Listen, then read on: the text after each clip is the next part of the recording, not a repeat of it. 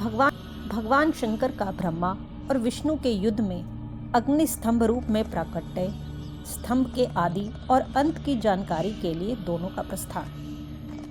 शिवजी बोले, हे पुत्रों, आपकी कुशल तो है, मेरे अनुशासन में जगत तथा देवश्रेष्ठ अपने अपने कार्यों में लगे तो है। हे देवताओं, ब्रह्मा और विष्णु के बीच होने वाले युद्ध का वृत्तांत तो मुझे पहले से ही ज्ञात था। आप लोगों ने यहाँ आने का परिश्रम करके उसे पुनः बताया है। हे सनत कुमार, उमापति शंकर ने इस प्रकार मुस्कुराते हुए मधुर वाणी में उन देवगणों को संतुष्ट किया।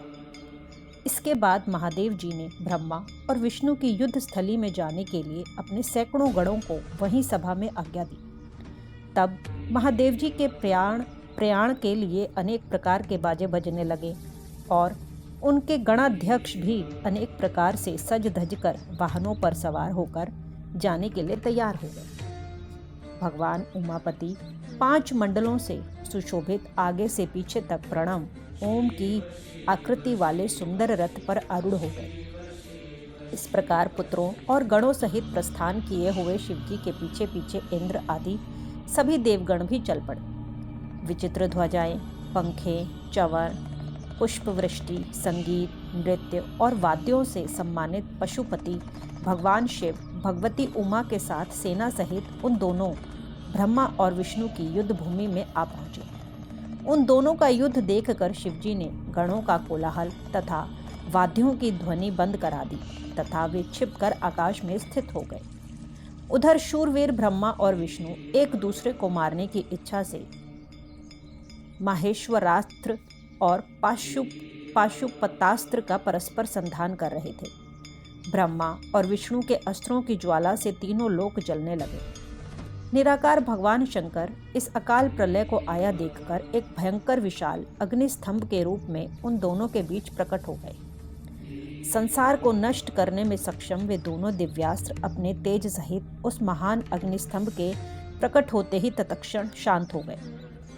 दिव्यास्त्रों को शांत करने वाले इस आश्चर्यकारी तथा शुभ अग्निस्तंभ को देखकर सभी लोग परस्पर कहने लगे कि यह अद्भुत आकार वाला स्तंभ क्या है?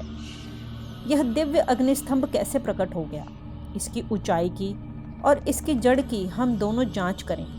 ऐसा एक साथ निश्चय करके वे दोनों अभिमानी वीर उसकी परीक्षा करने को तत्पर हो गए और शीघ्रतापूर्वक चल पड़े। हम दोनों के साथ रहने से यह कार्य संपन्न नहीं होगा, ऐसा कहकर विष्णु जी ने सूकर का रूप धारण किया और उसकी जड़ की खोज में चले। उसी प्रकार ब्रह्मा भी हंस का रूप धारण करके उसका अंत खोजने के लिए चल पड़े। पाताल लोक को खोदकर बहुत दूर तक जाने पर भी विष्णु जी को उस अग्नि के समान तेजस्वी स्तंभ का आधार नहीं दिखा। तब थक हार कर शुक्राकृति विष्णु रणभूमि में वापस आ गए। हे तात, आकाश मार्ग से जाते हुए आपके पिता ब्रह्मा जी ने मार्ग में अद्भुत केतकी केवड़े के पुष्प को गिरते देखा। अनेक वर्षों से गिरते रहने पर भी वह ताज़ा और अति सुगंध युक्त था। ब्रह्मा और विष्णु के इस विग्रह पूर्ण कृत्य को देखकर भगवान परमेश्वर हंस पड़े, जिससे कंपन के कारण उनका मस्तक हिला और वह श्रेष्ठ केतकी पुष्प उन दोनों के ऊपर कृपा करने के लिए गिरा। ब्रह्मा जी ने उससे पूछा, हे पुष्पराज, तुम्हें किसने धारण कर रखा था और तुम क्यों गिर रहे हो? केतकी ने उत्तर दिया, इस पुरातन और अप्रमेय स्तंभ के बीच से मैं बहुत समय से गिर रहा हूँ, फिर भी इसके आदि को नहीं देख सका, अतः आप भी इस स्तंभ का अंत देखने की आशा छोड़ दें। ब्रह्मा जी ने कहा, मैं तो हंस का रूप लेकर इसका अंत देखने के लिए यहाँ आया हूँ। अब हे मित्र, मेरा एक अभिलिखित काम तुम्हें करना पड़ेगा। विष्णु के पास मेरे साथ चलकर तुम्हें इतना कहना है कि ब्रह्मा ने इस स्तंभ का अंत देख लिया है। हे अच्युत, मैं इस बात का साक्षी हूँ।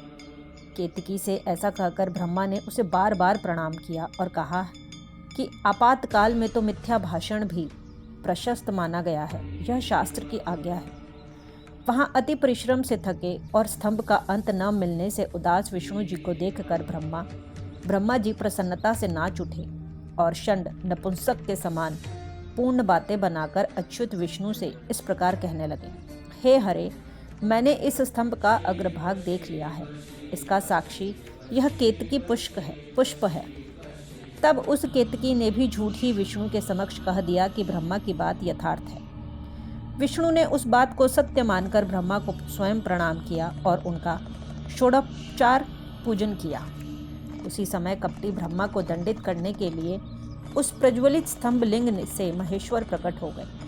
तब परमेश्वर को प्रकट हुआ देखकर विष्णु उठ खड़े हुए और कांपते हाथों से उनका चरण पकड़कर कहने लगे, हे करुणाकर, आदि और अंत से रहित शरीर वाले आप परमेश्वर के विषय में मैंने मोह बुद्धि से बहुत विचार किया, किंतु कामनाओं से उत्पन्न वह विचार सफल नहीं हुआ। अतः आप हम पर प्रसन्न हो, हमारे पाप को नष्ट करें और हमें क्षमा करें। यह सब आपकी लीला से ही हुआ है। ईश्वर बोले, हे वत्स, मैं तुम पर प्रसन्न हूँ, क्योंकि श्रेष्ठता की कामना होने पर भी तुमने सत्य वचन का पालन किया। इसलिए लोगों में तुम मेरे समान ही प्रतिष्ठा और सत्कार प्राप्त करोगे।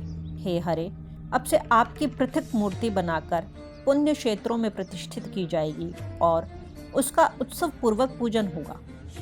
इस प्रकार परमेश्वर ने विष्णु की सत्य निष्ठा से प्रसन्न होकर देवताओं के सामने उन्हें अपनी समानता प्रदान की थी। इस प्रकार श्री शिव महापुराण के अंतर्गत प्रथम विद्वेश्वर संहिता में अग्निस्तंभ के प्राकट्य का वर्णन नामक 7वां अध्याय पूर्ण हुआ।